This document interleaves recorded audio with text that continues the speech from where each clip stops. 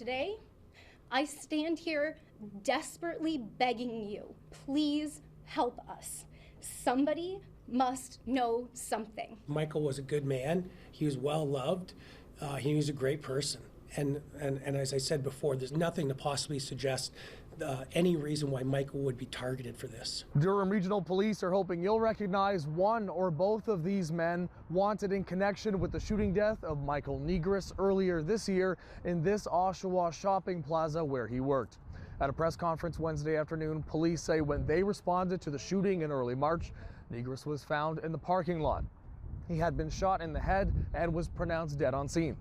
At the time, he had worked for the family business, the Cash Connections pawn shop right behind me.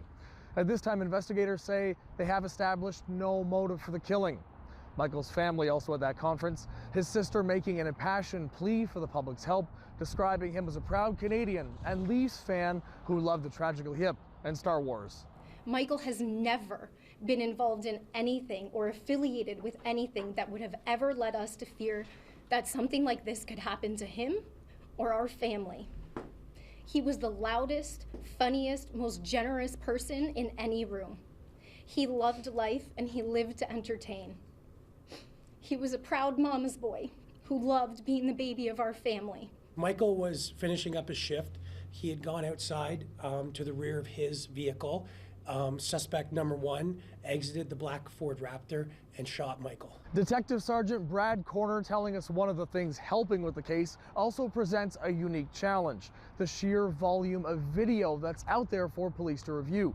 In this case of the suspect vehicle, both before and after the crime. On these sort of investigations where these vehicles are being driven far distances, it takes us a substantial amount of time for us to track down that video. But we do obtain that video and we do go through it and we keep it. Investigators say that getaway car, the Ford Raptor, was stolen in Brampton a week before the shooting and left by this man at a parking lot in Toronto, Akil and Lawrence. They say it was this man who then picked up that car, drove it to Oshawa, and pulled the trigger. My soul aches at the thought of never seeing my brother again.